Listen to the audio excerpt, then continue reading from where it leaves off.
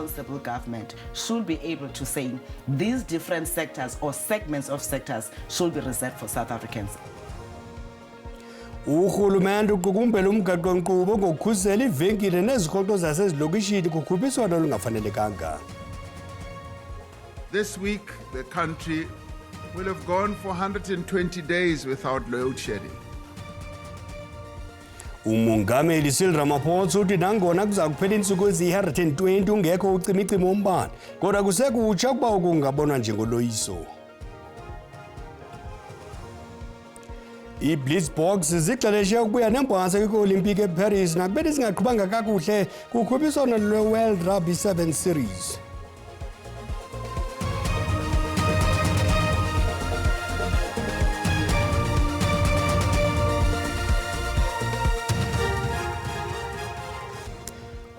Alitshoni lingenandaba sinivubisela ngeselo lamathwala amadala ngalenhlwa amasi alwa ntubululu bhotani mawethu.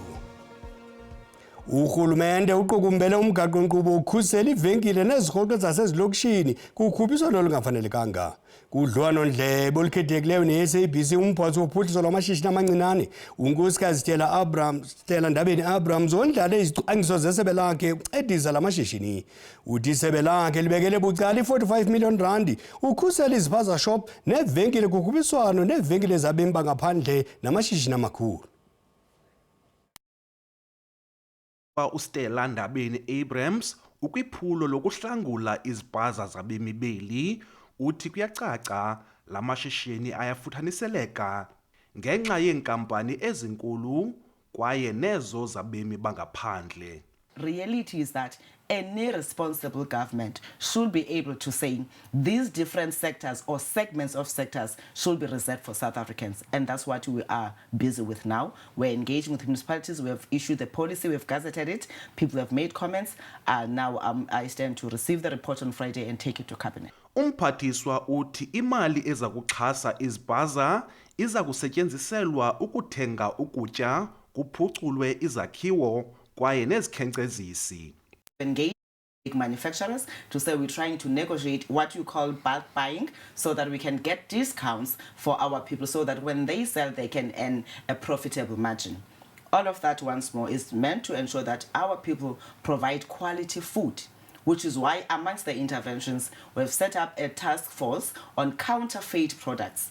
Kusungulwe neqela elilodwa eliza kuphanda ukuthengiswa kokutya okuphelelweyo kwaye nabemi beli abathengisa amaphepha oshishini abo. South Africans do come and apply for permits to run spaza shops, and they don't run spaza shops. They rent these permits to foreigners who are here illegally at times. Because as I said, there's nothing wrong with a foreigner who's trading legally, but it is the illegality that we are fighting against. Now South Africans become fronters of those. They even come to our department and apply for the support, and then they go and give it away. And this is what we are calling upon South Africans to really love their country and protect their investment.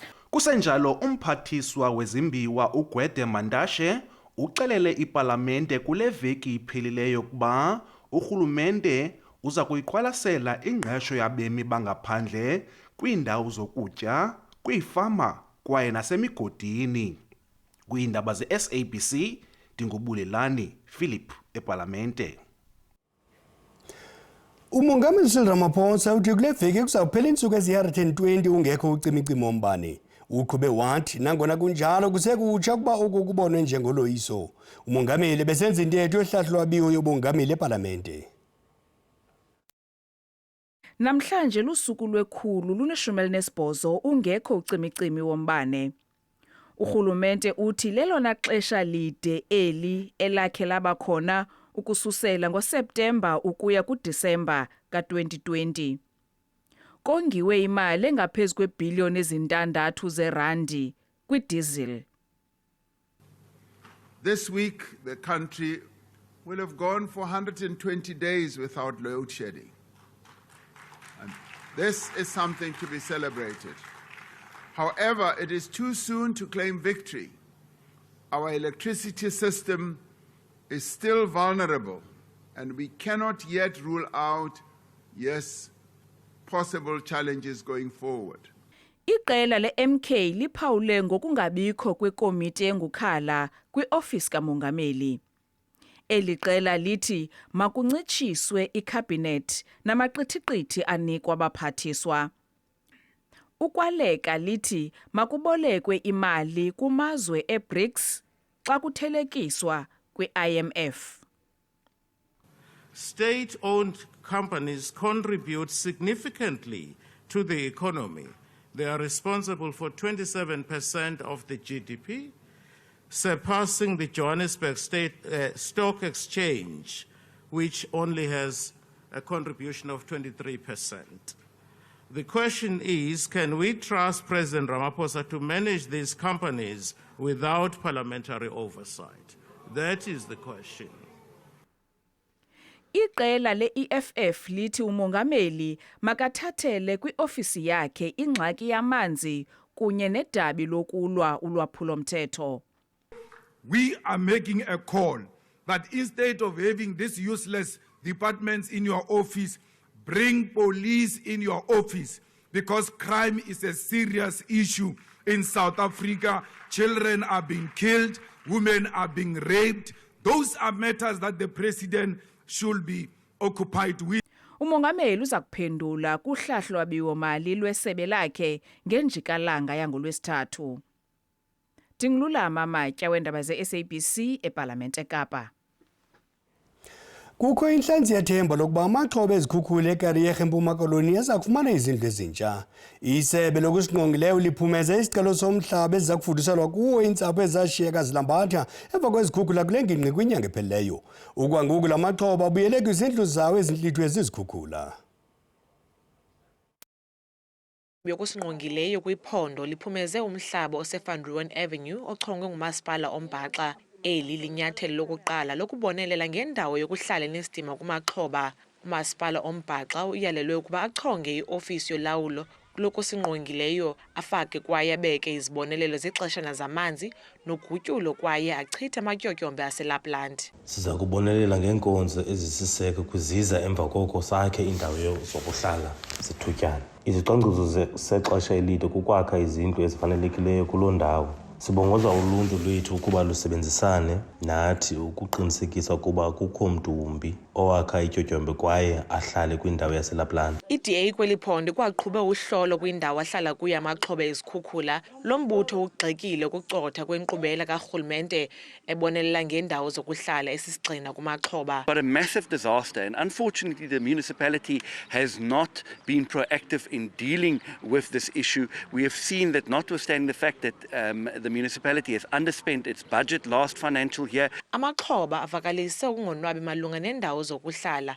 njengoko kunyanzeleka ukuba abuyele kwizindlu ezizele amanzi.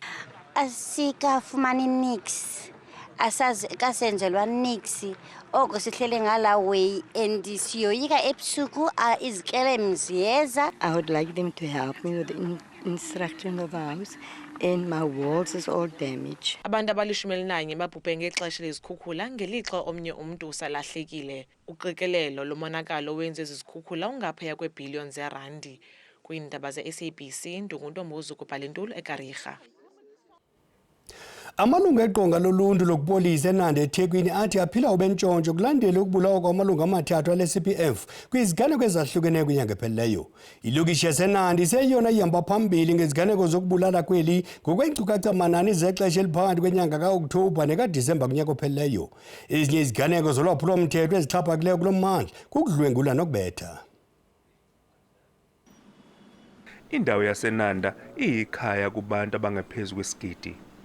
Iminyaka izakhamizi zikhala ngobugebengu obudlalobi kule ndawo. Kubikwe ukuthi kunamacala angu-63 okudlwengulwa avele ezibalweni zakamuva zobugebengu. Okunye okukhathazayo ukubanjwa izimoto kanye nobugebengu bamaqembu. Muva nje sekubulawe amalungu e-CPF amathathu abelwisana nobugebengu endaweni, nokwenze amalungu asele ngemuva e-CPF ahlalela ovalweni. Sama-target, sama-victim ngaleyo ndlela enjalo ukuthi sizama ukukhusela umphakathi ebugebengweni obukhona. Thina asilwi nabo as a team babe-team, kodwa silwa nje nobugebengu nje in general ukuthi abaphephe abantu bakithi ekuhlaleni endaweni yakithi eSouth Africa. Umkhuzi wamaphoyisa esifundazweni uLieutenant General Nhlanhla Mkhwanazi usexwayise izinhlaka zomphakathi ezilwisana nobugebengu ukuthi ziqaphele uma zibhekene nezigebengu ezinobungozi. Umkhwanazi unxuse ukuthi ama-CPF asebenzisane namaphoyisa ngazo zonke izikhathi. Kuyasijabulisa samaphoyisa ukubona umphakathi usukuma ulekelela amaphoyisa ngokulwisana nobugebengu. Esikunxusayo nje ukuthi abathi bekwenza lokho bekwenze besengisana namaphoyisa. Abatshela amaphoyisa ukuthi sicama ukuhamba sihambe kulezi indlela kulemigudu lezi indonga kulemigaqo sibheke ukuphepha kwabantu kodwa socela ukuthi sazi ukuthi yipi van esemsebenzini izithini inamba zezingcingo zale van la emsebenzini sizama ukuthenga nama radio ukuze sixhumane sikwazi ukuthi banike sixhumane nabo ukuze mabebona into ethi indawo yaseNanda isaloku inezibalo eziphezulu zokubulawa kwabantu kuleli njengoba ezibalweni zakamuva kuvele ukuthi ku93 abantu ababulewe kusukela ngoOkthoba kuya kuDisemba onyaka odlule. Blondi Khatebe, SABC News, eNanda. Kwalapha ezindabeni isebe lezempilo eGauteng limangalelwa ngokuselela kwalo ukusebenzisa izigidi ezibekelwe amachiza abantu abaphila nesifo somhlaza kodwa masithuma umntwana evenkileni kuqala.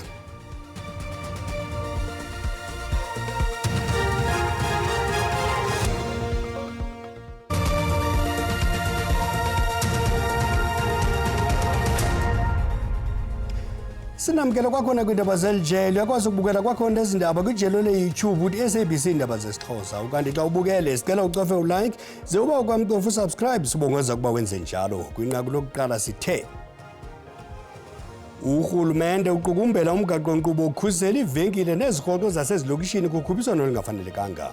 Udliwano-ndlebe olukhethekileyo ne-SABC umphathi wophuhliso lwamashishini amancinane unkosikazi Stella Ndabeni-Abrahams wondlala izicwangciso zesebe lakhe ukuncedisa la mashishini. Uthi isebe lakhe libekele bucala i-45 million rand ukukhusela iziphaza shops nevenkile kukhuphiswano nevenkile zabemi bangaphandle namashishini amakhulu. Bebengungelene ngaphandle kwaseBeyers Square abaxhasi bombutho omkhonto wesizwe kude kufuphi neofisi zikaNdlungu lwe-ANC Luthuli House eGauteng ukungelixa kuqhuba uvulo loluleko lwayisakuba ngumongameli we-ANC umnumzana Jacob Zuma. Phelileyo uZuma kakhange avele phambi kwale komiti yezoluleko ye-ANC ngelithi ufuna ukuba le nkqubo yovuyo loluleko yenzelwe esidlangalaleni kwaye ebefuna ukuvela buqu phambi kwayo. uZuma umelwe ngowayesakuba lilungu lekomiti yesigqeba esilawulayo se-ANC uTony Yengeni kubuxhaka-xhaka bale mihla nanjengoko kuvunyelwene ngulo mbutho. Utyholwa ngokurhuqela eludakeni lombutho kwaye ubekwe ityala phantsi komthetho ka-Rule 25 womthetho-sisekelo we-ANC ngokuxhasa umbutho we-MK atyeshele i-ANC. Kulo nyaka uphelileyo uZuma ugayele iqela le-MK inkxaso ngelixa bekulungiselelwa unyulo lukazwelonke lwanguMeyi endaweni yokugayela i-ANC. We are here to say we are with President Zuma. Our president, wherever he goes, we are there. Therefore, it's unfortunate he was not going to come physically as virtual, but we said we are going to be here in the virtual one.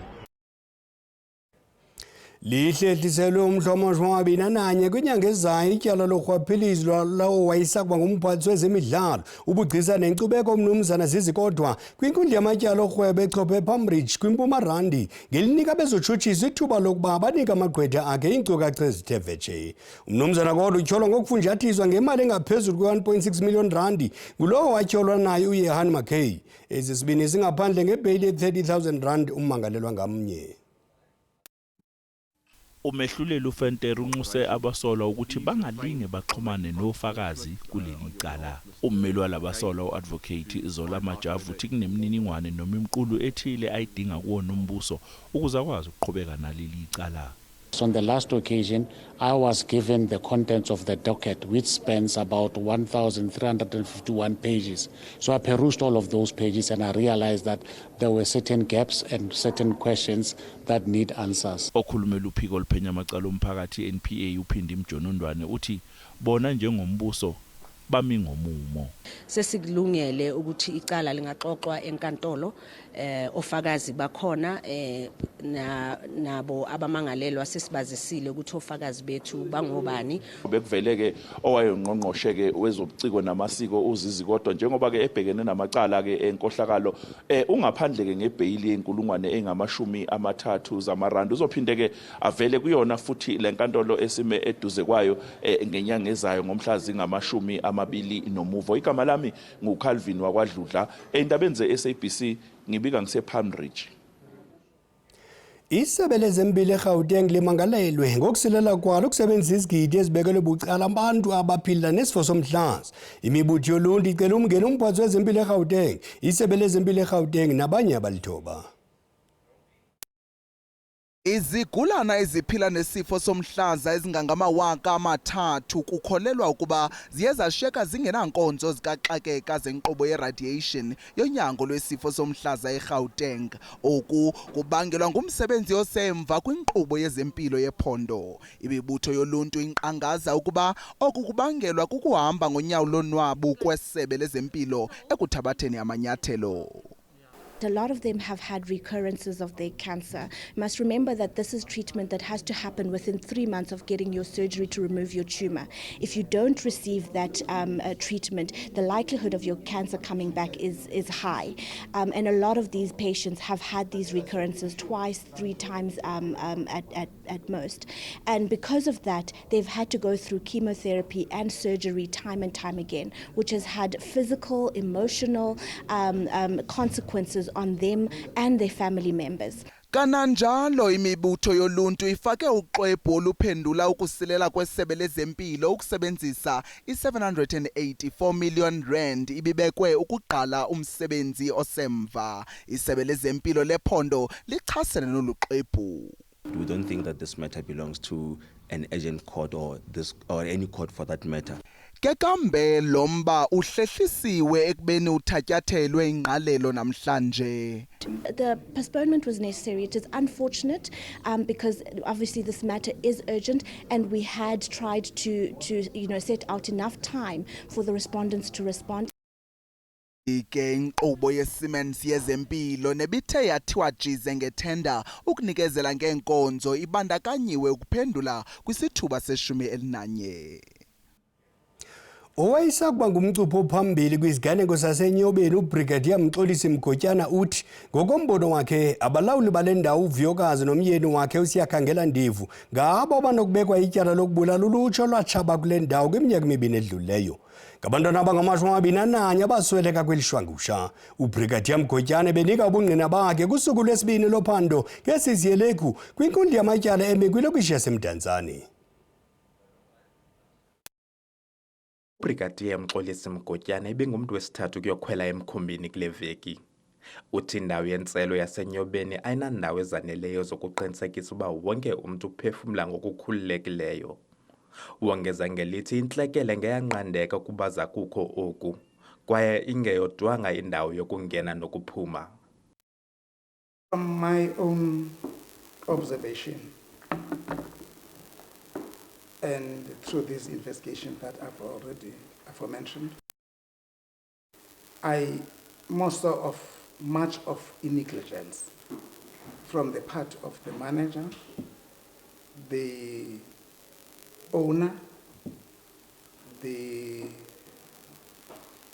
bouncer who used a pepper spray on the day out of that congestion. And that, from my side, I submitted, thinking that the DPP will see fitting that the people be charged for a culpable homicide. Ityala liyaqhuba. Abongile Yankis kwiindaba ze-SABC eMdantsane.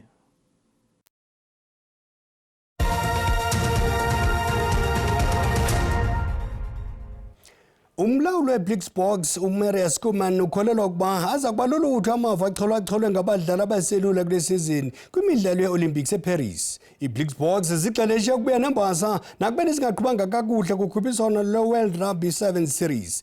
La makhwenkwe asekhaya aza kuqala iphulo lawo likaPool A ngomso xa iqhubisana ne-Ireland neNew Zealand kwiintsuku ezimbini phambi komsitho wokuvula i-Olimpiki ngoLwesihlanu. Iqela leBlixbox lizibekele indawo ngoncipho kwimidlalo ye-Olimpiki eParis ngethuba belithatha inxaxheba kwitumente yokuzibekela indawo kule ngxikela yemidlalo eMonaco kule nyanga ipheleleyo. Lathatha indawo yokugqibela ye-12 yokuzibekela indawo, kodwa lizithembele iqela phambi kwemidlalo ye-Olimpiki. Limited opportunity for our youngsters to gain experience, and a lot of these players had to gain experience on the circuit. But with youngsters like Kio Norkia and Kat Letebele having played 6 or 7 tournaments now, you can really, it really shows, they're much more mature on the field. Karike Blixbox yabuya nebronze kwimidlalo ye-Olympics yaseRio eBrazil ngo-2016, kwaye uSkumane ukholelwa ukuba iqela linakho ukuphinda libuye nembasa. Yeah, obviously we had a tough 18 months and we just got that last spot a month ago in Monaco.